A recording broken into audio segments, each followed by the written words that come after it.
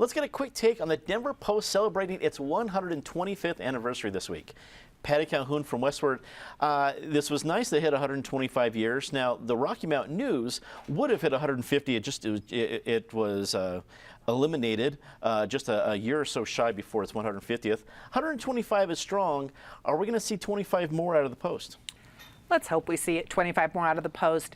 Whether or not you like the Post, whether or not you liked the Rocky Mountain News, whenever a daily paper disappears, it is sad. Whenever a weekly paper disappears, and that's happening around the country, it is sad. You need more media outlets, not fewer. The best thing was the wrap. If you still get the paper at home, which I and 4 other people do, it had a wrap of the original cover, and it included a little story on Overland Park, which we're going to be talking about a lot in the next year.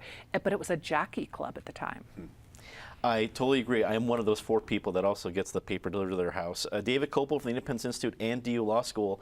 Patty brings up a good point. That wrap showed their first front page stories, and it seemed that while the details have changed, a lot of the issues that we talk about around this table really haven't changed 125 years. What do you think? Well, that's right, and that's why, for example, the U.S. Constitution is still a relevant document, because human nature doesn't change, even though the details can.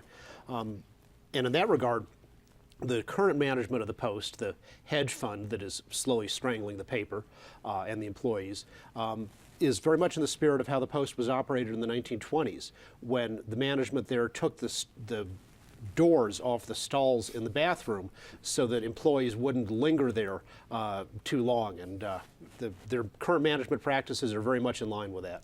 Well, if it survived that era, our hopes that it will survive this era as well. Penfield Tate, attorney with QTAC Rock, also a longtime state lawmaker. The Post is weathering a difficult media transition. The Rocky did not survive it.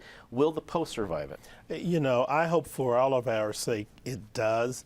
It has weathered it, although in much smaller and in altered condition.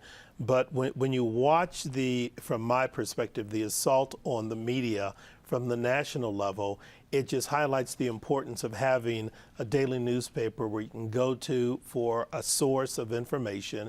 You have to use your own filter and decide how you accept it.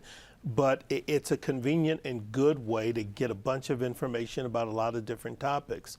And so whether you do it electronically, or I guess of the 5 of us here, 3 of us still get an actual paper dropped on our sidewalk.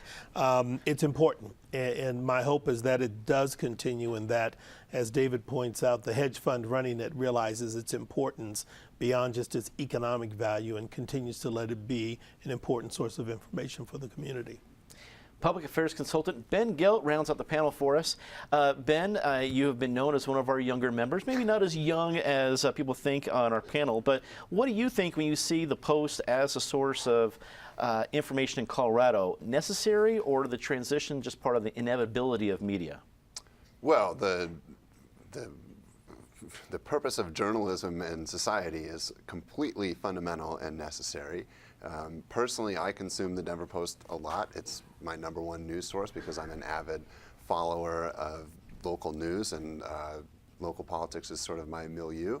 I think you know, everybody's touched on it. The hedge fund that runs the thing is stripping it down. They've made some what I would call dubious decisions recently about some of their properties, like the cannabis, which has been exceedingly successful, and they've really recently started to stifle it. So I don't have a lot of optimism about what's coming for local journalism writ large. I think that what we're seeing in this sort of decaying environment of trust, decaying environment of resources for journalists, particularly those that aren't at the top, the ones at the top, as I understand, are doing very well. It's really the middle and the sort of entry ranks that are really struggling. And I think it's bad for society. So it signals to me that we need to change the mechanisms of journalism.